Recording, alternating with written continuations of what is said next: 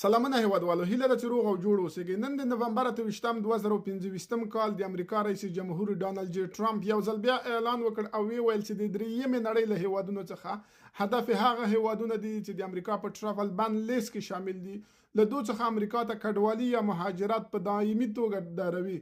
همدارنګه تېره ورځ د امریکا د تبعیت او مهاجرت ادارې اعلان وکړ او ویل چې د افغان اتباعو لپاره ټول مهاجرتي کیسونه د نامعلومه وخته پورې ځنډولي دي.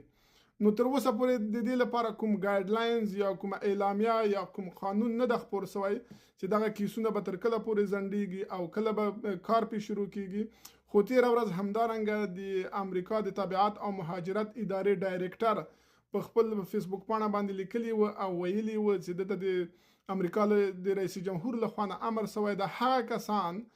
چې د 19 هیوادو اتباع د کوم چې د دوی په ټراول بان لیست کې شامل دي چې له 2021 کال نه را په دې خوا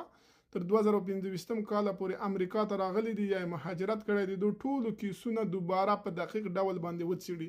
دا چې دغه کیسونه به څه ډول څېړل کیږي، آیا دوباره انټرویو به کیږي او که به نه کیږي، کوم کسان به ورته ټاکل کیږي، تر اوسه پورې هیڅ معلومات نشته ځکه په امریکا کې اوس رخصتي ده او تر اوسه پورې کوم رسمي معلومات نه دي خپاره شوي. البته دا هغه خبرونه دي چې په سوشل میډیا کې او د امریکا د دولت په رسمي ویب سایټو کې خپاره شوي دي. مننه.